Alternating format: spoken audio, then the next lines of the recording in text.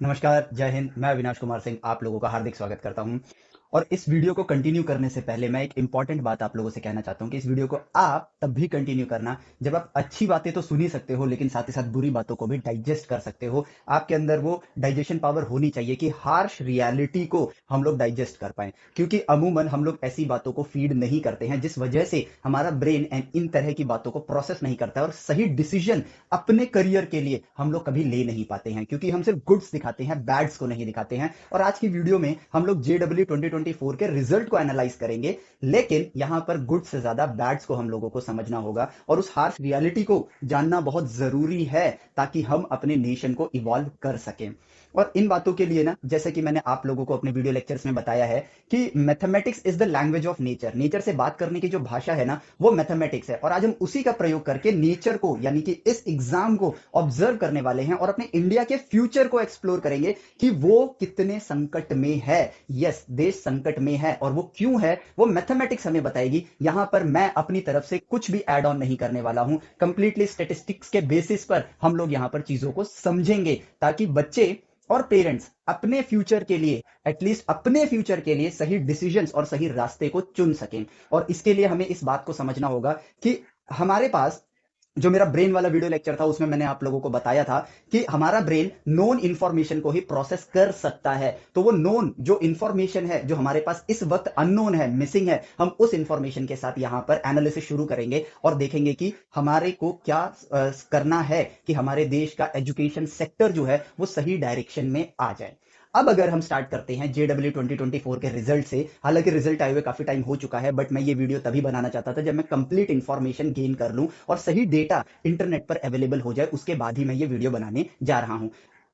इस इंफॉर्मेशन में मैंने 10 लाख बच्चे लिए हैं जो जेई का एग्जाम दे रहे हैं। और ऐसा बताया गया है, इंटरनेट पे बता रहे हैं कि कंप्लीटली 14 लाख स्टूडेंट्स गए हैं, बट ये कैलकुलेशन को इजी करने के लिए मैंने अभी भी बच्चों की संख्या कम ही करी है जो कि 10 लाख है। सो यहां पर जो परसेंटेज आपको दिख रही है, एक्चुअल परसेंटेज शायद इससे भी लो होगी।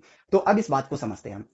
300 मार्क्स का एक एग्जाम है और एग्जाम जो है उस एग्जाम के अंदर 250 प्लस मार्क्स लाने वाले कितने स्टूडेंट्स हैं वो डेटा यहां पर लिखा हुआ है, जो कि हम देख सकते हैं। 210 स्टूडेंट्स आउट ऑफ 10 लाख बच्चे, 10 लाख स्टूडेंट्स में से 210 बच्चे ही 250 प्लस मार्क्स लेकर आए हैं। और प्रिपरेशन की एवरेज ड्यूरेशन जो मैं मान के चलता हूं, कई बच्चों के लिए ये 5 साल होता है, कई बच्चों के लिए 2 साल होता है, तो हम इसका मीडियन लेके चलते हैं जो कि होगा 3 इयर्स। 3.5 होता है लेकिन हम 3 इयर्स लेके चलते हैं। एवरेज 3 इयर्स की प्रिपरेशन में 10 लाख बच्चों में से 210 बच्चे ही 250 नंबर लाते हैं। और ये डेटा और भी ज्यादा डार्क होता जाएगा जब हम थोड़ा नीचे आते हैं और देखते हैं कि 200, यानी कि आउट ऑफ 300 मैं कहूं तो 66% मार्क्स लाने वाले बच्चे सिर्फ 1900 हैं। 1900। और फिर 150 पे बात करूं, यानी कि 50% मार्क्स लाने वाले बच्चे 8950 हैं। एंड 100 मार्क्स, यानी कि 1/3 मार्क्स लाने वाले बच्चे, यानी कि 33% नंबर से ज्यादा नंबर लाने वाले बच्चे 26,500 हैं। एंड शॉकिंगली 50 नंबर से ज्यादा लाने वाले बच्चे सिर्फ 1,60,600 हैं। 1,66,000 है, सॉरी, 1,66,000 है। एंड रिमेनिंग स्टूडेंट्स इससे नीचे हैं। अब इस तरह से देखेंगे तो शायद हमें उतना फील नहीं होता है, लेकिन अगर परसेंटेज वाइज देखें तो just 0.021% students out of every students, यानी 100% स्टूडेंट में से 0.021% स्टूडेंट्स 250 मार्क्स। ठीक है, और जरा लास्ट में आते हैं 16.6% स्टूडेंट्स 50 मार्क्स। अब जरा इस चीज को सोच के देखो, जरा फील करो कि 83.4% बच्चे, अगर हम इसकी हार्श रियलिटी को देखें, 83.4% बच्चे यहां पर बिलो 50 हैं। बिलो 50, यानी कि अब अगर मैं ये सोचूं कि 10 लाख बच्चे ये कौन से बच्चे हैं, इंफॉर्मेशन ऑब्जर्वेशन से ही ले सकते हैं हम लोग, तो ऑब्जर्व करते हैं ये वो बच्चे हैं जिन्होंने पीसीएम चुना है 11th ग्रेड में। और हमारे इंडिया के अंदर पीसीएम उन्हीं को दिया जाता है जिनके 10th में अच्छे मार्क्स आते हैं। इट मींस मैं मोटा मोटा ये कंसिडर कर सकता हूं कि ये पूरी भीड़ पढ़ने वाले बच्चों की भीड़ है। ठीक है, जो कि आप भी फील कर सकते हो। अगर आपके 40% मार्क्स आए होते तो आप खुद भी साइंस नहीं लेते और स्कूल भी आपको साइंस नहीं देता। इट मींस मोटी मोटी ये पूरी भीड़ पढ़ना चाहती है। ठीक है, पॉइंट नंबर 1। अब दूसरी चीज, उसी भीड़ का जो 10th में इनके ज्यादा मार्क्स आ रहे थे, ठीक है, ऐसा क्या हुआ कि 2 साल के बाद ये बच्चे 300 में से 50 मार्क्स भी नहीं ला पा रहे हैं। 83.4% बच्चे, यानी कि 8,30,000, 8,34,000 बच्चे यहां बिलो 50 आ रहे हैं। अब एक ऑब्जर्वेशन मैं बताता हूं, मैंने इतना टाइम क्यों लिया, क्योंकि मैं काफी बच्चों से मिलने गया जिनको मैं नहीं जानता था, बट किसी ना किसी के थ्रू, जैसे कोई रिलेटिव हो गया या कोई एक दोस्त हो गया, उसके थ्रू पता चला कि हाँ, ये बच्चा भी इसके लिए प्रिपेयर कर रहा था। उन बच्चों का जब मैंने दिनचर्या देखा, स्टेटिस्टिक्स देखा उनका, उनकी कॉपी पेन्स को देखा मैंने, तो मैं बड़ा हैरान था। और मैं हैरान था, और यहाँ पे जो इन्फॉर्मेशन मिली ना, उस इन्फॉर्मेशन ने मेरे ब्रेन के अंदर एक नई प्रोसेसिंग करी, और उस प्रोसेसिंग से मुझे पता चला ये बच्चे भी पूरी डेडिकेशन से पढ़ रहे थे। अब मैं इस डेटा को और ज्यादा वैलिड बनाने के लिए मैं ये कहता हूं कि 10 लाख बच्चों में से मान लेते हैं कि यहां पर कुछ बच्चे ऐसे होते हैं जो कि पेरेंट्स के प्रेशर में या उनका इंटरेस्ट नहीं है, बट सोसाइटियल इन्फ्लुएंस में आके उन्होंने जेडब्ल्यू का एग्जाम दिया, सो उनके मार्क्स नहीं आने थे। तो इस डेटा में वो 10% हो सकते हैं, 20% हो सकते हैं, लेकिन डेटा को और वैलिड बनाने के लिए मैं इसको 50% स्टूडेंट्स कर देता हूं कि 10 लाख में से 5 लाख बच्चे दिल से इंटरेस्टेड नहीं थे, उनको कहीं और करियर बनाना है, बट स्टिल वो एक सोसाइटी की भेड़ चाल में आके उन्होंने एग्जाम दे दिया, तो वो भीड़ यहां पर आ जाती है। बट अगर 5 लाख बच्चे भी मैं ले लूं, स्टिल ये नंबर तो उतने ही रहेंगे ना। 5 लाख में से 210 बच्चे, 5 लाख में से 1,66,000 बच्चे 50 नंबर तक ही पहुंच पा रहे हैं। अब जरा सोच के देखो, ये 5 लाख वो बच्चे हैं जो दिन रात एक करके एग्जाम के प्रिपरेशन कर रहे हैं। तो क्या मेहनत करने से फल मिलता है?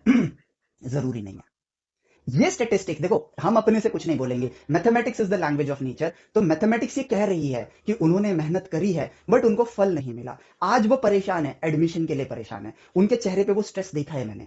जहां पर 40 मार्क्स आने पर 2.5 लाख रैंक आ रही है, और वही बच्चा पूरे दिन मेहनत करके पढ़ाई कर रहा था, और इतने इतने ज्यादा डेप्थ में जाके उसने पढ़ने की कोशिश करी, लेकिन वो फंस गया, और उसके जस्ट 40 मार्क्स आए। और वो शायद उसका थर्ड अटेम्प्ट हो, सेकंड अटेम्प्ट हो, ये थर्ड अटेम्प्ट वालों के साथ भी यही हाल है। तो प्रॉब्लम कहां आ रही है? ये प्रॉब्लम आ रही है मीठी मीठी बातों के अंदर, इस बात को ना समझने से कि हम लोगों ने 11th में साइंस परस्यू करी थी, लेकिन ये एनवायरनमेंट जो है ना, आजकल एक मार्केटिंग का एनवायरनमेंट है, जिस एनवायरनमेंट में फंस के भेड़ चाल को देख के फोमो क्रिएट हो जाता है मन के अंदर, फियर ऑफ मिसिंग आउट, कि हम पीछे ना रह जाएं, और इसी चीज में हम एक गलत दरिया के अंदर पांव रख देते हैं, जो कि एक दलदल बनता है, और उसमें हम धंस जाते हैं। और वो पता है क्या है? हमने परस्यू साइंस करी थी, बट हम साइंस के लिए पढ़ते ही नहीं है, हमने पढ़ना स्टार्ट कर दिया है जेडब्ल्यू एग्जाम्स के लिए, और इस बात को भूल जाते हैं कि नॉलेज होगी तो मेरे नंबर कट ही नहीं सकते हैं। लेकिन हम नंबर्स के पीछे ऐसा भाग पड़े हैं ना, कि ना नॉलेज के रहे ना नंबर्स के रहे। मेहनत सब कर रहे हैं, लेकिन रिजल्ट नहीं मिल रहा है सबको। इसके पीछे रीजन क्या है? और प्रॉब्लम ये है, प्रॉब्लम, एक्चुअल प्रॉब्लम पता क्या है? कि यार देखो, इन्होंने मेहनत करी, इनका हुआ, आई कॉन्ग्रेचुलेट देम कि यस, इन्होंने मेहनत करी, इनका हुआ। प्रॉब्लम ये नहीं है, प्रॉब्लम ये है कि हम लोग एक सिस्टम को इसलिए बनाते हैं कि सबको उसका फायदा मिले। अगर मेरे पास एक ऐसे, आप खुद इस लॉजिक को सोचना और मुझे बताना कमेंट के अंदर, क्या मैं सही बोल रहा हूं या गलत। मेरे पास एक दही बनाने की फैक्ट्री है, जिसमें 10 लाख लीटर का दूध आएगा, मेरे पास हर साल 10 लाख लीटर दूध आएगा, लेकिन अगर मैं दही सिर्फ 10 या 12 लीटर बना पाऊं, तो क्या उस 10 लाख लीटर के रिसोर्सेज की बर्बादी नहीं है, जिसमें से सिर्फ 20-25 लीटर ही दूध दही में कन्वर्ट हो पाया, बाकी सारा दूध नाली में बह गया? क्या ये रिसोर्स की बर्बादी नहीं है?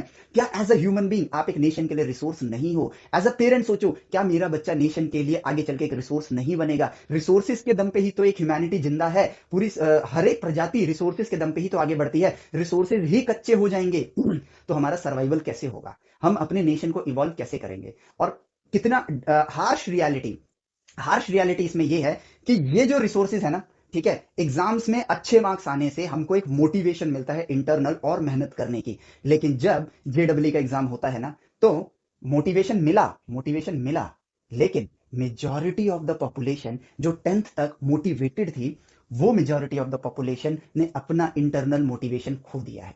हमने, प्रॉब्लम अब क्या आती है, इस बात को भी एक और एग्जांपल देता हूं, इसको फील करना। देखो, इस बात को फील आप तभी कर पाओगे जब इसकी गहराई में उतरोगे। गहराई ये है कि बुरा कब लगता है, और क्या ये बात गलत है या नहीं है, इस बात को सोचना। कि अगर आप 99% मार्क्स लाने के लिए, क्योंकि हमारा ब्रेन वही प्रोसेस कर सकता है जो इंफॉर्मेशन हमारे पास है, तो मैं आपको उसी इंफॉर्मेशन के जरिए समझाने की कोशिश करूंगा। इफ यू आर, अगर आप में वो क्षमता है कि आप 99% मार्क्स ला सकते हो, और आपके 40% नंबर आ जाए, तो क्या आपको बुरा लगेगा या नहीं लगेगा? क्या आपका अपने ऊपर से कॉन्फिडेंस हिल जाएगा या नहीं हिल जाएगा? एग्जैक्टली यही हो रहा है इन एग्जाम्स के जरिए। और ये एग्जाम गलत नहीं है, मैं क्लैरिटी देना चाहता हूं कि मैं एग्जाम को क्रिटिसाइज नहीं कर रहा हूं। गलती है हमारे रास्ते में। गलती है कि हम जेडब्ल्यू के लिए प्रिपेयर कर रहे हैं। देश का भला और देश की इवोल्यूशन साइंस के ज्ञान में है। जेडब्ल्यू के एग्जाम में नहीं है। यहां पर सिर्फ 10 कॉलेजेस को अच्छा बता दिया गया है और कॉलेजेस लाखों हैं, लेकिन 10 अच्छे कॉलेजेस की वजह से हम बाकी के 1 लाख कॉलेजेस को अच्छा बनाना ही नहीं चाहते हैं। अगर हम यहां पर यह सोचें कि व्हाट इफ ये डेटाबेस जस्ट उल्टा होता कि 83.4% बच्चे 250 से ज्यादा नंबर लाते। नो डाउट आईआईटी में मान लो 15,000 सीटें हैं, 10,000 सीटें हैं, एनआईटी एनआईटी मिला के 30,000 ले लो, 35, मेरे को एग्जैक्ट डेटा नहीं पता है, लेकिन 84 8 लाख बच्चे 250 से ज्यादा नंबर लाए हैं बेस्ड ऑन देयर नॉलेज, क्योंकि उन्होंने जेई की प्रिपरेशन नहीं करी, उन्होंने साइंस को समझा, उन्होंने साइंस को सीखा। तो इससे क्या होगा, जाएंगे अभी भी उतने ही बच्चे, राउंड फिगर में बोलता हूं, मान लो 10,000 बच्चे आईआईटी में जाएंगे, 8 लाख 30,000 है ना, 8 लाख बोलते हैं, लेकिन 7,90,000 बच्चे भी तो नॉलेज उनके पास है, और नॉलेज ही तो सबसे बड़ी रिसोर्स है। अगर 10,000 बच्चे आईआईटी में गए, लेकिन वो 7,90,000 बच्चे नॉन आईआईटी कॉलेज में गए, तो क्या वो अपने नॉलेज की वजह से सही डिमांड क्रिएट नहीं करेंगे? क्या वो कॉलेजेस इन बच्चों को पढ़ाने के लिए, अभी मोरल कॉन्फिडेंस हिला हुआ है, 50 से कम नंबर हैं, पीसीएम का इन्हें कुछ भी नहीं पता है, क्योंकि पता होता तो नंबर आते। ठीक है, गलती यहां बच्चों की नहीं है, लेकिन इस बात को समझना कि 50 नंबर से कम नंबर है, पीसीएम का कुछ पता नहीं है, जो पढ़ाएंगे ये वही पढ़ेंगे, सेशनल लेंगे, सेमिनार लेंगे, बस एक एग्जाम लेंगे, डिग्री देंगे, रफा दफा कर देंगे, हमारा सिस्टम चलता रहेगा। लेकिन अगर कोई बच्चा पढ़ने वाला होगा, और अगर उस कॉलेज का, नॉन आईआईटी कॉलेज का, एक प्राइवेट कॉलेज ले लो जो कि टियर 3 सिटी का कॉलेज है, अगर अब उसको पढ़ाना होगा ना इन ज्ञानी बच्चों को, क्योंकि ये 250 से ज्यादा नंबर लाए हैं, तो इसको इवॉल्व करना होगा। एलसीए यहां सर्वाइव नहीं कर पाएगा, क्योंकि अभी तक आपकी डिमांड थी ही नहीं कुछ, लेकिन अब आपके पास एक अच्छी डिमांड है, सही नॉलेज की डिमांड है, तो उस डिमांड को फुलफिल करना इसकी मजबूरी होगी, क्योंकि जॉब के अंदर एक मजबूरी होती है क्लाइंट की नीड्स को पूरा करना। स्टूडेंट्स एक तरीके से कॉलेजेस के लिए क्लाइंट्स की तरह ही कंसिडर करो। अगर इनकी डिमांड ही नहीं है, जितनी डिमांड उतनी सप्लाई, और ये उतनी सप्लाई कर सकते हैं, क्योंकि आपको ना फिजिक्स पता है, ना मैथ्स पता है, ना केमिस्ट्री पता है। जब पता ही नहीं है तो ये कुछ भी बोलेंगे, आप मानोगे? यही तो है हार्श रियलिटी। ये सुनना जरूरी है, ये समझना जरूरी है हमें। ठीक है, हमको इस बात को समझना होगा, इस डेटा को ना इस तरह से देखना होगा कि अगर 83.4% बच्चे बिलो 50 हैं, वैसे तो देखो यार, साफ बताऊं तो 150 से नीचे वाले को ही आप ऐसा समझो कि भाई कोई फायदा नहीं है। अगर हमें बेसिक ही नहीं पता है, हम 11th 12th ही इतनी हार्ड हो गई हमारे लिए, तो ग्रेजुएशन में जो मैथ्स आप और फिजिक्स आप पढ़ने वाले, वो इंजीनियरिंग के लिए, इंजीनियर बनने के लिए, जो कि बेसिकली नॉलेज ना होने की वजह से हम सिर्फ डिग्री होल्डर बनते हैं, इंजीनियर तो बनते नहीं है। लेकिन अगर बेस ही मजबूत नहीं है, तो इंजीनियरिंग कैसे समझ आएगी आप लोगों को?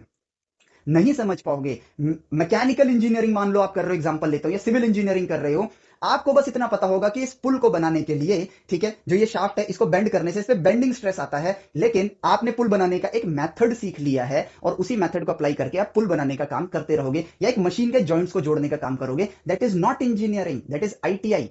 आपने एक प्रोसेस सीखा है और आप एक काम कर रहे हो। What is engineering? कि आज के टाइम पे जो ब्रिजेस हैं, ये 100 ईयर्स तक सर्वाइव कर सकते हैं, और ये ज्ञान भी एक ट्रू इंजीनियर नहीं दिया था, बाकी सब फॉलो कर रहे हैं। लेकिन आप अगर इस चीज को सीखो, इंजीनियरिंग के मिले हुए ज्ञान को समझो, और समझने के बाद आप एक ऐसे फ्लाईओवर का निर्माण करो जो कि 500 साल तक सर्वाइव कर सके, तो ये होती है इंजीनियरिंग। इवोल्यूशन यहां से आता है। इससे टैक्स का जो मनी है, ऐसे सोचो, इकोनॉमी के साथ भी कनेक्ट करो, टैक्स की जो मनी है उसकी बचत 5 गुना होती है, और जब वो 5 गुना बचत होगी तो वो किसी और जगह भी तो इस्तेमाल हो सकती है। मनी तो फ्लो होता है ना बस। लेकिन ये बात हम सोच ही नहीं पाएंगे। क्यों नहीं सोच पाएंगे? क्योंकि जैसा कि मैंने अपनी ब्रेन वाली वीडियो में बताया था, हमारा ब्रेन सिर्फ नोन इन्फॉर्मेशन को एक प्रोसेस कर सकता है। जब 150 नंबर मतलब 50% नॉलेज, ऐसा समझो। और आपके पास नॉलेज कैसे है? हम एक भेड़ चाल में दौड़ रहे हैं, यार ये चैप्टर इंपॉर्टेंट है, इसके क्वेश्चंस की प्रैक्टिस करते हैं, ये वाले चैप्टर ही करते हैं, इसमें से नहीं आता छोड़ देते हैं। ठीक है, अधूरा अधूरा ज्ञान लेकर हमारे पास नॉलेज है, कनेक्शन है ही नहीं, साइंस की इंजॉयमेंट है ही नहीं, एडवेंचर है ही नहीं। तो अधूरे ज्ञान के साथ जब हम इंजीनियरिंग पढ़ रहे होंगे, तो हमारे ब्रेन के पास जब इंफॉर्मेशन है ही नहीं, तो वो प्रोसेस करके कुछ नया कैसे सोचेगा? सोच सकता है वो? जब आपके पास दूध है ही नहीं, तो आप दही बना सकते हो? नहीं बना सकते। ये सच्चाई हमको समझनी चाहिए, जो कि 11th 12th और एक 12th पास बच्चा इस इतना मैच्योर हो जाता है कि वो इन बातों को समझ सकता है। लेकिन हम एक रेस में उतरे हुए हैं, और उस रेस में फंस के ही हम लोगों के पास इतना वक्त ही नहीं है कि हम इन बातों को समझ सकें। जब हम इंजीनियर्स प्रोड्यूस करेंगे ही नहीं, ठीक है, प्रोड्यूस हो भी रहे हैं ना, संख्या कितनी कम है, हमें 150 करोड़ को केटर करना है, 150 करोड़ की अभी पॉपुलेशन है, उसको केटर करना है, संख्या कम है ना। जब कम संख्या है तो क्या इतने लोग कर पाएंगे? नहीं कर पाएंगे। इसीलिए स्लो स्लो डेवलपमेंट होगी। जितनी तेजी से डेवलपमेंट नहीं हो रही है, उससे ज्यादा हमारी डिमांड्स क्रिएट हो जाती हैं सोशल लाइफ में, जिस वजह से हम हमेशा एक डेवलपिंग नेशन बन के रह जाएंगे, और ना ही हमारे लोगों को प्रॉपरली एक इवॉल्व लाइफ मिलेगी, ना कभी हम ना कभी अदर नेशंस हमारे नेशन पर डिपेंड करेंगे, और ना कभी हम डेवलप हो पाएंगे, ना कभी यहाँ पर हैप्पीनेस इंडेक्स हमारे देश का बढ़ पाएगा। सारे पैरामीटर्स कनेक्टेड है।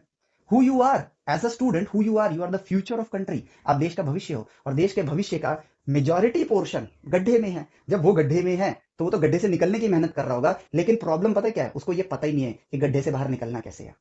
वो गड्ढे में गिरता है और फिर वो सुरंग खोदना स्टार्ट कर देगा, जो कि नीचे की तरफ जा रही है, और भी ज्यादा नीचे की तरफ, वो और गड्ढे में जा रहा है। उसके लिए पढ़ाई सिर्फ और सिर्फ एक मार्क्स का पैरामीटर बन के रह गया है। सोचना, साइंस क्या कहती है? सोचना सीखो, मुझसे यानी कि नेचर से बात करना सीखो। मैथमेटिक्स को सब्जेक्ट नहीं, लैंग्वेज ऑफ कम्युनिकेशन लेके चलो। वो हम कर रहे हैं? नहीं कर रहे हैं। और अब इस डेटा को एक और ढंग से देखो। आप तो इंडिविजुअली देख रहे हो, आप इंडिविजुअली देख रहे हो, लेकिन अब इस डेटा को इस तरह से देखो कि यार what is the probability, mathematics में बात करेंगे, that you will be in this category. You will be in this category. मैं डराना नहीं चाहता हूं, लेकिन मैं रियलिटी को समझाना चाहता हूं। ठीक है, व्हाट इज द प्रोबेबिलिटी? और मैथमेटिक्स कह रही है there is a probability of 83.4% कि आपके बिलो 50 मार्क्स है। व्हाट इज द प्रोबेबिलिटी कि आपके 250 प्लस नंबर है? 0.021% की प्रोबेबिलिटी है। यही तो है प्रोबेबिलिटी। पढ़ते हैं ना, जब उस ज्ञान का हम असल जिंदगी में इस्तेमाल ही नहीं कर पा रहे हैं तो क्या फायदा। अब यहां पर साइंस को समझना, ठीक है, मोस्ट इंपॉर्टेंट बात। ये वीडियो किन किन के लिए है? 11th के बच्चे जो अभी अभी साइंस लिए हैं, 12th के बच्चे, ठीक है, जो भी मिड जर्नी में हैं, और 12th पास आउट बच्चे जो ड्रॉपर्स हैं उनके लिए, और जो जेई के अटेम्प्ट्स दे रहे हैं उनके लिए। ये बात को फील करो, ठीक है, मानना ना मानना आपके ऊपर है, लेकिन फील करो कि अगर ज्ञान ही नहीं है तो विज्ञान के क्षेत्र में नई इनोवेशन और डिस्कवरीज हम कैसे करेंगे। अगर 11 12 ही हार्ड है तो बीटेक नामुमकिन है। मास्टर्स हम सिर्फ डिग्रीज लेते हैं, ठीक है, हम सिर्फ डिग्रीज लेते हैं। इंडिया में इनोवेशन होता है? नहीं होता है। बड़ा दुख होता है ये बात सोच के कि एक कंट्री एलएचसी बना चुकी है, लार्ज हाइड्रोजन कोलाइडर। क्या इंडियंस नहीं बना सकते हैं? बना सकते हैं, but we do not have fund. हमारे पास फंड नहीं है, और फंड भी नहीं है। क्यों नहीं है पता है? हम ये कहते हैं कि हमारे पास फंड नहीं है, इतनी ही बात सुन के हम हट जाते हैं, लेकिन ये भूल जाते हैं कि फंड तो तब जनरेट होगा ना जब पॉपुलेशन पढ़ी लिखी होगी, जब पॉपुलेशन इनोवेटेड माइंडसेट के साथ होगी। है हमारी इनोवेटिव माइंडसेट की। हम लोग यहां पर सिर्फ इलेक्शन के बारे में बात कर सकते हैं, इलेक्शन में वोट के लिए किस पे बात कर सकते हैं, और बड़ी गंभीर बातें कर लेते हैं हम लोग, और किसको जीतना है किसको हारना है इस पे बातें कर सकते हैं। हम वेडिंग्स पर बातें कर लेते हैं, हम लोग हमारा लुक कैसा होना चाहिए इस पे बातें कर लेते हैं। विज्ञान के ऊपर बात करने वाली सोसाइटी है हमारे पास? नहीं है हमारे पास। क्यों नहीं है? क्योंकि विज्ञान तो हम पढ़ ही नहीं रहे हैं ना। हमने तो 10th तक तो सपने बुने थे, ठीक है, स्पेस में जाने के सपने बुने थे। 11th में आके, वो जेई की रेस में आके कितने प्रतिशत सपने धराशायी हो गए। ये वो प्रतिशत है, ये वो परसेंटेज है, ठीक है। इनका डूबना ही हमारे देश की इकोनॉमी डुबाता है, जब इनोवेशन नहीं। लॉजिकली कनेक्ट करते हैं, मैं पहले भी बता चुका हूं, बट मुझे नहीं पता आपने वो वीडियो देखी या नहीं देखी, इसलिए दोबारा बता रहा हूं। इनोवेशन नहीं तो अदर कंट्रीज की हम पर डिपेंडेंसी नहीं, अदर कंट्रीज की हम पर कोई डिपेंडेंसी नहीं। जैसे कि एक ऑपरेटिंग सिस्टम, सिंपल एग्जांपल लेते हैं, माइक्रोसॉफ्ट का ऑपरेटिंग सिस्टम। हमारी पूरी एंटायर आईटी इंडस्ट्री उस ऑपरेटिंग सिस्टम पर डिपेंडेंट है, क्योंकि सारे सॉफ्टवेयर उन पर रन करते हैं। कल अगर वो अपना ऑपरेटिंग सिस्टम बैन कर दें, पूरी की पूरी इकोनॉमी ठप। कल को हमारे पास ऐसा कुछ हो जिसपे अदर कंट्रीज डिपेंडेंट हैं, तो वो हमसे उस सर्विसेज के लिए वो पे करेंगे। मनी अभी तक माइक्रोसॉफ्ट की सर्विस यूज करने के लिए इंडिया से बाहर जा रहा है, ये वन ऑफ द एग्जांपल है, और ऐसे बतेरे एग्जांपल भरे पड़े हैं। पैसा जा रहा है, लेकिन आने लगेगा तो क्या हमारे देश में डेवलपमेंट स्लो होगी ज्यादा पैसा आने से? नहीं होगी। क्या लोगों को ज्यादा पे मिलनी स्टार्ट होगी या नहीं होगी? अगर ज्यादा पैसा है तो ज्यादा पे मिलेगी, सिंपल सा लॉजिक है। क्या लोगों की लाइफ इवॉल्व होगी या नहीं होगी? होगी। और ये कैसे हो सकता है? सिंपल सी बात, रिसोर्सेज को कंट्रोल करने से। और रिसोर्सेज को कंट्रोल करने की शक्ति आपको कौन प्रोवाइड कर रहा है? True science and true mathematics, not JW का एग्जाम। जब ट्रू साइंस और ट्रू मैथमेटिक्स की नॉलेज है तो आपका जेडब्ल्यू एग्जाम भी निकलेगा, और आप एक इवोल्यूशनरी पर्सन बनने के बारे में सोचोगे, उसको ड्रीम किया करोगे। आपका मन ऐसा नहीं करेगा कि यार मैं बस एक जॉब में चला जाऊं। अब एक बात को सोचो, एक बात को सोचो कि जैसा कि मैंने कहा कि आपके अंदर 99% लाने की कैपेबिलिटी है, बट 40% आए तो आपको बुरा लगेगा। जरा सोच के देखो, आपके अंदर बिजनेस खड़े करने की कैपेबिलिटी है, लेकिन आप जॉब कर रहे हो। जॉब करना बुरी बात नहीं है, लेकिन इस बात को समझना एक अच्छी बात होगी, जो कि ये है कि यार मैं जॉब कर रहा हूं क्यों? नॉलेज ना होने की वजह से। लेकिन मेरे अंदर एज अ ह्यूमन बीइंग मेरे पास वो सब कुछ है। क्या चाहिए इनोवेटर बनने के लिए? एक हेल्दी ब्रेन, जो कि है मेरे पास। अगर है, मैंने उसका इस्तेमाल ही तो नहीं किया। मेरे पास तलवार है, लेकिन लड़ाई में मैंने वो तलवार अपने बस उसमें कवर के अंदर डाल के रखी, तलवार चलाई ही नहीं, तो मेरा गला तो कटेगा ही कटेगा। तलवार चला लेता तो मैं बच जाता और मैं जीत भी जाता। मैंने अपने ब्रेन का यूज किया नहीं किया। मैं एक भेड़ चाल में दौड़ना चाहता हूँ। 11वीं में आया नहीं कि बस ये कोचिंग वो कोचिंग ऐसे वैसे भागना स्टार्ट कर दिया। कौन ज्यादा अच्छे टिप्स एंड ट्रिक्स प्रोवाइड करेगा, कौन 3 मिनट में क्वेश्चन करने की ट्रिक सिखाएगा। साइंस कहाँ है इसमें? अब ये हार्ड इसलिए है, आपको ऐसा लग सकता है कि मैं इस सिस्टम को क्रिटिसाइज कर रहा हूं, लेकिन ये जरूरी है। और मैं क्रिटिसाइज नहीं करना चाहता हूं, मैं एक सच्चाई बताना चाहता हूं कि ये सिस्टम ना, ये एक सच्चाई है जो आपको मानना पड़ेगा। अभी स्टूडेंट हो, आप अपने पेरेंट्स की अर्निंग पर जीते हो, लेकिन ये एक परम सत्य है कि 25 की उम्र के बाद आपको अर्निंग करनी है, और उसी अर्निंग के लिए आज अपने आप को प्रिपेयर कर रहे हो। और जो हम टीचर्स आप लोगों को पढ़ा रहे हैं, हमारी लाइफ भी उसी अर्निंग पर डिपेंडेंट है। और यहां पर क्योंकि आपने, आपकी डिमांड है आईआईटी, तो आईआईटी की डिमांड पूरी करने के लिए हम टिप्स एंड ट्रिक्स ही फेंक के मारेंगे, क्योंकि वो आपको आकर्षित कर रहा है। वो कहते हैं ना, बुरा रास्ता बड़ी जल्दी आकर्षित करता है। आपको टिप्स एंड ट्रिक्स आकर्षित कर रहे हैं, आपको कम एफर्ट में जल्दी पहुंचने का रास्ता दिखा रहे हैं, सपना दिखा रहे हैं। और पता है प्रॉब्लम क्या है? सपने जो खुद देखे जाते हैं वो अचीवेबल होते हैं। जो सपने दिखा दिखा के आदत बना दी जाती है ना, वो सपने ही हमेशा लास्ट में एक ब्लैक होल के पास आपको ले जाते हैं, जहां सब कुछ एंड हो जाएगा आपका। यही हो रहा है, आपको सपना दिखाया जा रहा है आईआईटी का।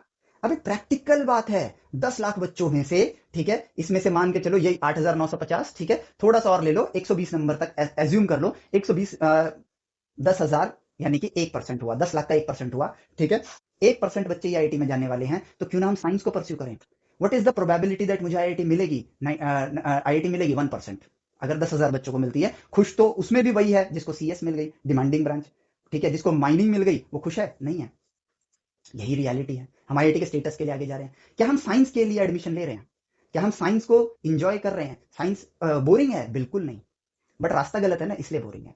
ये जो बच्चे मैंने बताए ना, जो दिन रात एक करके मेहनत कर रहे हैं, ये इसी ट्रैप में फंस के मेहनत कर रहे हैं, ठीक है। क्योंकि यार देखो, बड़ा ही आसान है 4 तस्वीरें दिखा के 10 लाख लोगों को ट्रैप करना। क्योंकि ये 10 लाख लोग एज अ पर्सन इंडिविजुअल हैं, और वो इंडिविजुअल लोगों को लगता है कि यार मैं एडमिशन लेता हूं, मैं इस रास्ते में उतरता हूं, मैं इस फील्ड, इस रेस में दौड़ूंगा तो मैं जीतूंगा। बट स्टेटिस्टिक्स, प्रोबेबिलिटी, ठीक है। प्रॉब्लम रेस में दौड़ना नहीं है। प्रॉब्लम है आपका ये सोचना कि ये रेस ही मेरा करियर बनेगा। नहीं, प्रॉब्लम यहां पर सॉल्यूशन देती है। हर प्रॉब्लम की एक अच्छी बात है, सॉल्यूशन देती है। साइंस को परस्यू करो, एडमिशन मिले या ना मिले फर्क नहीं पड़ता, क्योंकि नॉलेज से ही इनोवेशन होता है। आपके एडमिशन से इनोवेशन नहीं होता है। 70 साल से आईआईटी चल रही है, इनोवेशन के नाम पे कोई बड़ी चीज आप ढूंढ के बता दो जो आईआईटी से पढ़ने के बाद। अच्छा, 10,000 बच्चे हैं, 10,000 बच्चे, अगर मैं 10 साल का भी उठा के चलूं, तो 1 लाख बच्चे तो आ गए। 1 लाख बच्चों की 1 लाख इनोवेशन गिना दो आप, ढूंढते रह जाओगे, नहीं मिलेगी। अमेरिका, ठीक है, एक आर्टिफिशियल सन पे काम कर रहा है, बना चुका है, ठीक है। न्यूक्लियर बॉम्ब पे उसने ahead of the world nuclear bomb पे काम कर लिया था। जब दुनिया 5th जनरेशन फाइटर बना रही है, वो अपने 7th जनरेशन फाइटर प्लेन्स बना रहे हैं। They are working on innovation, ताकि अदर कंट्रीज उस पर हमेशा डिपेंडेंट रहे, ठीक है। जिनेवा में लार्ज हाइड्रोन कोलाइडर बन रहा है, ठीक है। चाइना में अगेन वो भी आगे बढ़ रहा है तेजी से, आर्टिफिशियल सन बन रहा है, और प्रोडक्शन लाइन कितनी तेजी से बढ़ रही है इनोवेशन की, ठीक है। कितने बड़े लैब्स फिनलैंड वगैरह में बनाए गए हैं कि एपोकलिप्स के टाइम पे या फिर आर्मेगेडन के टाइम पे, तबाही के टाइम पे ह्यूमैनिटी को रिवाइव किया जा सके। Just come to your own country. हम इनोवेशन के नाम पे कुछ भी ऐसा कर रहे हैं जो कंट्री में ऐसा हो रहा हो, जो वर्ल्ड में पहली बार हो रहा हो। 5th नेशन सिंड्रोम के मारे हैं, ये डॉक्टर एपीजे अब्दुल कलाम ने एक इंटरव्यू में कहा था। जब दुनिया कर लेते हैं ना, 4-5 नेशन कर लेते हैं, तब हमें लगता है कि यस इट इज पॉसिबल, तब हम करते हैं। वो भी गवर्नमेंट फंड रिलीज करती है। जब तक वो रिलीज करती है, other countries are ahead of us, वो हमसे आगे निकल चुके हैं। तो हमारे यहाँ वो साइंटिफिक एनवायरमेंट बन रहा है? नहीं बन रहा है।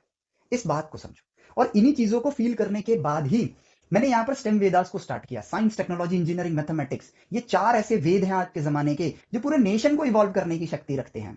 साइंस ऑब्जर्वेशन है, मैथमेटिक्स नेचर से बात करने की लैंग्वेज है। जब आप ऑब्जर्व कर रहे हो, मैथमेटिक्स में बात करो, जो डिस्कवरी होगी इन दोनों चीजों से, उससे ऐसी चीज क्रिएट करना जो इस दुनिया में एग्जिस्ट नहीं करती है, पॉइंट को समझो, नहीं करती है, उसको इंजीनियरिंग कहते हैं। और जब वो चीज नहीं एग्जिस्ट करती है ना, उस इंजीनियरिंग से बने हुए मार्वल को, जिससे ह्यूमैनिटी इवॉल्व होगी, जब पूरी दुनिया यूज करना स्टार्ट कर देगी, ये टेक्नोलॉजी बन जाएगी। और उस टेक्नोलॉजी से what they will give you, they will give you the price to use that technology, use that engineering marvel. और इससे पैसा कहां आएगा? हमारी कंट्री में आएगा। क्या कंट्री की इकोनॉमी पैसा आने से घट जाएगी? सिंपल मैथमेटिक्स नहीं घटेगी, बढ़ेगी। और अगर वो बढ़ेगी, अगर हमारे पास इनोवेटर माइंडसेट्स के लोग होंगे, चलो ये बच्चे ज्यादा मार्क्स लाते हैं, लेकिन इस इनोवेटिव माइंडसेट के 8 लाख बच्चे भी अगर साइंस को परस्यू करते हैं, जेडब्ल्यू को नहीं, तो जेडब्ल्यू भी निकल जाएगा, ठीक है, लेकिन सीट्स उतनी ही रहेंगी, ठीक है। अच्छी बात यह होगी मार्क्स उनके ज्यादा है, और मार्क्स यहां पर दर्शाते हैं कि आपके पास ज्ञान कितना है, ठीक है। टिप्स एंड ट्रिक्स के जरिए मार्क्स का कोई फायदा नहीं है। ये वो बच्चे नहीं है जो भेड़ चाल को फॉलो किया होगा, ये वो बच्चे हैं जो भेड़ चाल में होंगे, शुरुआत इनकी शायद भेड़ चाल होगी, लेकिन शायद इनको रियलाइज हो गया होगा कि भाई मैं शायद एक दुनिया के सबसे अच्छे कोचिंग के अंदर हूं, यहां 2 लाख बच्चे हैं, वो 2 लाख बच्चे सेम इंफॉर्मेशन ले रहे हैं, लेकिन इनके मार्क्स क्यों आए? क्योंकि इन्होंने सोचना शुरू कर दिया। And education is not learning of facts, it is the training of mind to think. सोचना सीखो, ठीक है। सबको सेम ही चीज मिल रही है, सेम ही चीज चल रहा है, but few, very few started thinking by themselves, ठीक है। और ये वेरी फ्यू ही हैं जो ज्ञान लेकर आगे बढ़ रहे हैं। लेकिन हमारा देश एक ऐसे एनवायरमेंट में चल रहा है ना कि आगे चल के ये लोग भी भेड़ चाल में फंस जाते हैं, जॉब की भेड़ चाल में। अपने आप को पर्पस दो, वरना आगे चल के आपको कोई दूसरा इंसान अपने पर्पस के लिए काम पे रखेगा। If you are capable of getting 99% marks, तो 40% मार्क्स पे आप सेटिस्फाई कैसे हो सकते हो? ठीक है, आपको हार नहीं माननी है। और साइंस मुश्किल है ही नहीं, ठीक है। मैंने देखा है हर लोग क्लेम करते हैं जे stuff, advance stuff, science stuff. नहीं है, नहीं है। यही सोच के मैंने स्टेम वेदास को स्टार्ट किया कि मैं, वो कहते हैं ना कि हर चीज के पीछे एक रीजन होता है। मेरा रीजन यहाँ पे कोचिंग इंडस्ट्री में एंटर करना नहीं है। मेरा रीजन बस इतना है कि यहाँ पर मैं एक ऐसी डिमांड क्रिएट कर पाऊं स्टेम वेदास के माध्यम से, जिससे कि हर एक कोचिंग में पढ़ाने वाले teachers they are well capable.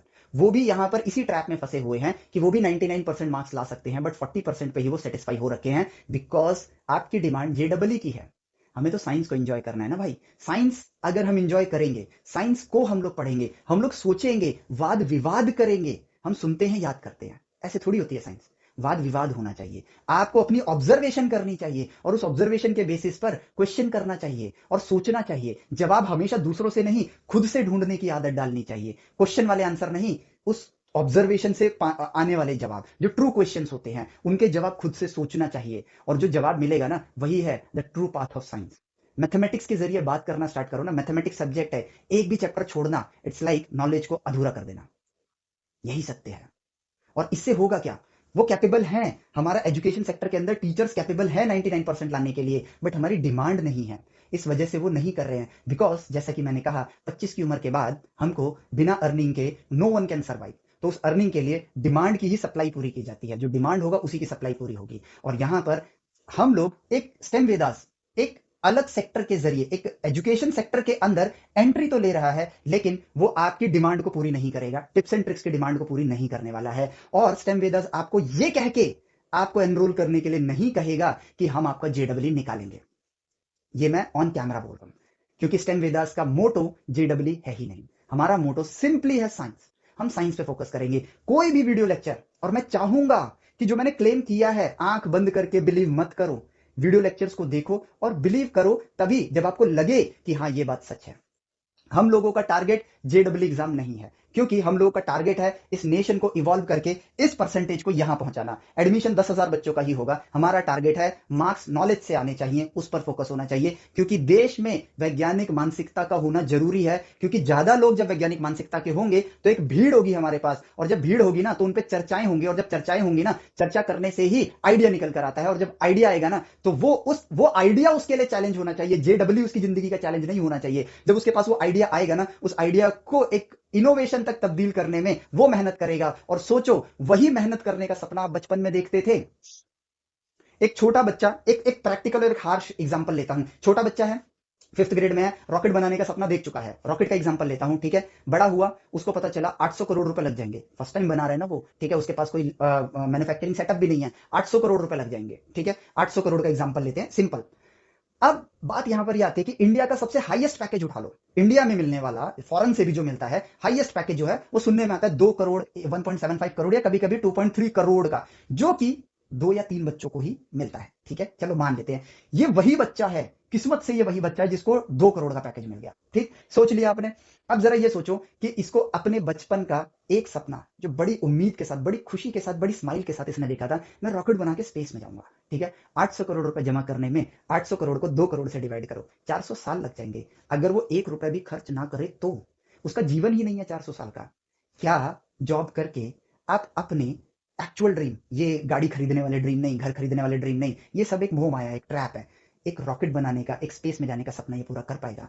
On the contrary, अगर ये साइंस परस्यू करता है, 11th में इसने साइंस परस्यू करी, भेड़ चाल में ना फंसा, ज्ञानी इंसान बनने के लिए ये आगे बढ़ा, ठीक है, जॉब की इसको टेंशन नहीं है, इसको अपना सपना पूरा करने की जिद है, उस जिद को पूरा करने के लिए 800 करोड़ रुपए कमाने के लिए इसने समझा कि एक बिजनेस क्रिएट करता हूं, लोगों की डिमांड को फुलफिल करने के लिए एक बिजनेस क्रिएट करता हूं, और उस बिजनेस से मैं 1 लाख करोड़ रुपए का मार्केट कैपिटल खड़ा करूंगा। अब 1 लाख करोड़ के सामने 800 करोड़ रुपए कुछ भी नहीं है। करोड़ करोड़ काट दो, आपके बैंक में 1 लाख रुपए और आपको 800 रुपए खर्च करने हैं, और बिजनेसेस इतना पैसा कमा सकते हैं।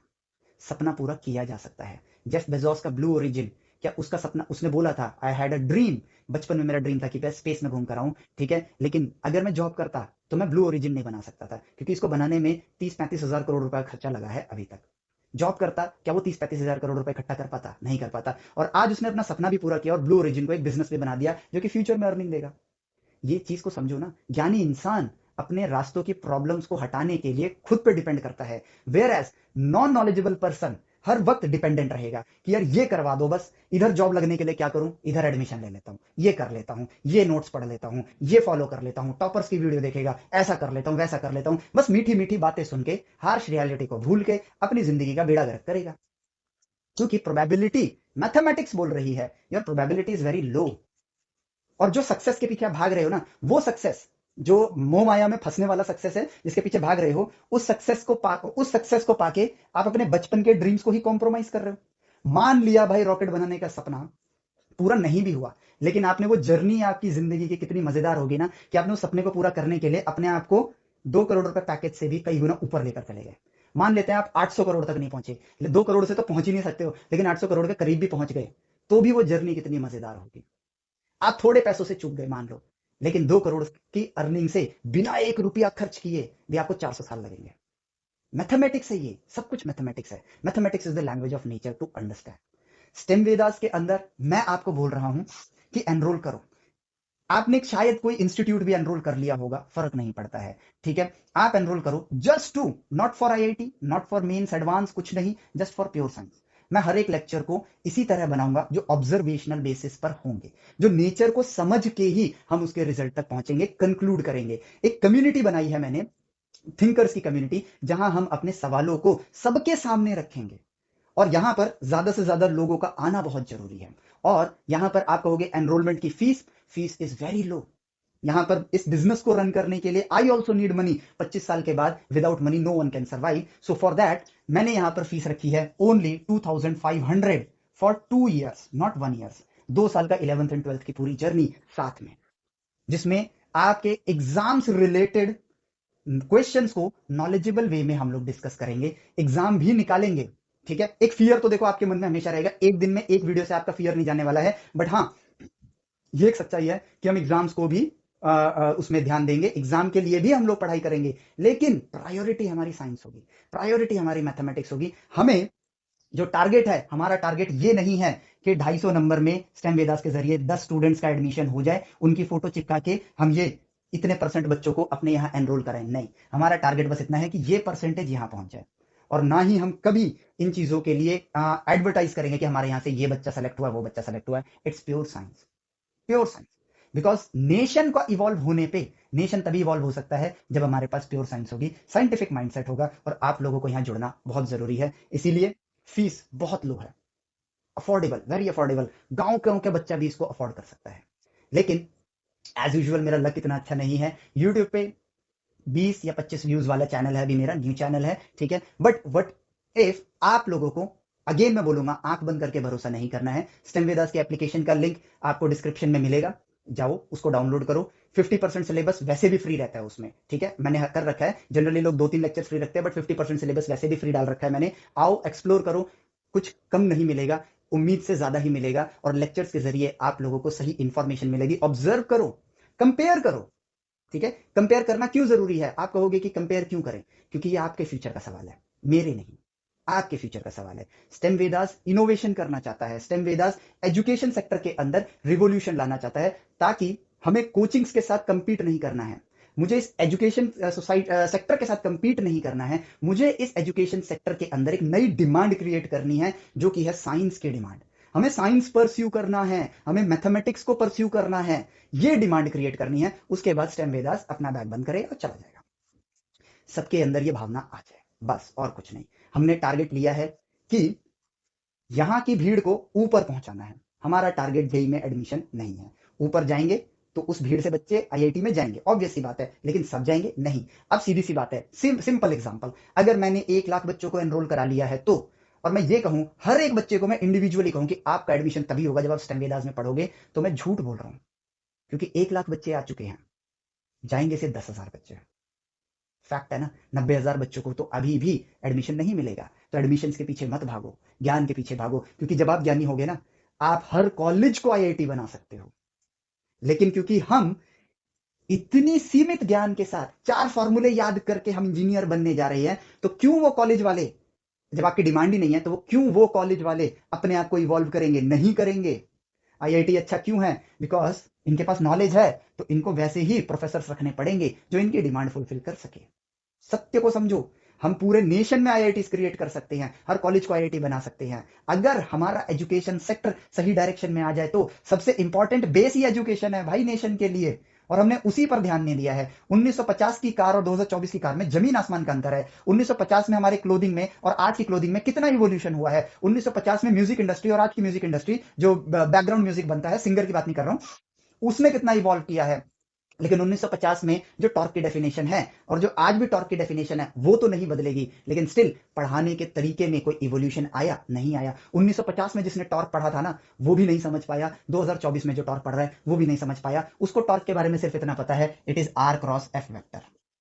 आर पहले क्यों है नहीं पता है, क्रॉस प्रोडक्ट क्यों है नहीं पता है, क्रॉस प्रोडक्ट में डायरेक्शन 90 डिग्री पर क्यों होती है इन दोनों वेक्टर्स के नहीं पता है, work is force times displacement dot product में क्यों है नहीं पता है, वर्क एनर्जी का रिलेशन इक्वल टू है क्यों है नहीं पता है, सिंपल हार्मोनिक मोशन में ए साइन ओमेगा टी माइनस के एक्स क्यों है नहीं पता है। याद कर लो, इस क्वेश्चन को सॉल्व करने के लिए आपको बस ट्रिग्नोमेट्री का ये फॉर्मूला पता होना चाहिए, आपका क्वेश्चन सॉल्व हो जाएगा। या फिर इसको वेक्टर के फॉर्म में बना के यूं 2 मिनट में कर लोगे। ऐसा ज्ञान लेके अपने दिल पर हाथ रख के बता दो, क्या आप इंजीनियर बनोगे? नहीं बनोगे। कल को जब फोरियर ट्रांसफॉर्म और लाप्लास ट्रांसफॉर्म पढ़ोगे, इस कॉम्प्लिकेटेड से दुनिया को सर्कल्स में देखना होगा, तो भी आपको फॉर्मूला ही याद करना पड़ेगा। आप कैसे, जब वो नहीं समझ पाओगे जो ऑलरेडी खोजा जा चुका है, तो वो कैसे खोजोगे जो आज तक खोजा नहीं गया है? कैसे होगा नेशन इवॉल्व?